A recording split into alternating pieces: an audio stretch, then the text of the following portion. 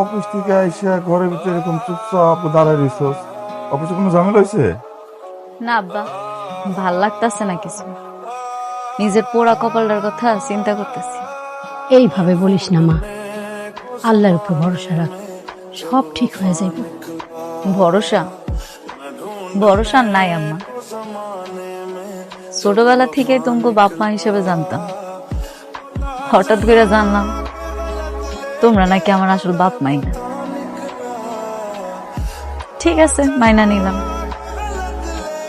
যার লগে আশা করে বিয়া দিছিলাম, তার লগে সুখে সংসার করতেছিলাম, হঠাৎ করে হ্যাঁ বেমানি করে আরেকজনের বিয়া করে চলে গেছে। এটাও মাইনা নিলাম। আমার একটা সন্তান আইতাছে, এখন এই সন্তানের বাপ সন্তানের পরিচয় নিতে রাজি না। এত কিছুর পরে আমি কেমনে ঠিক থাকুন করব?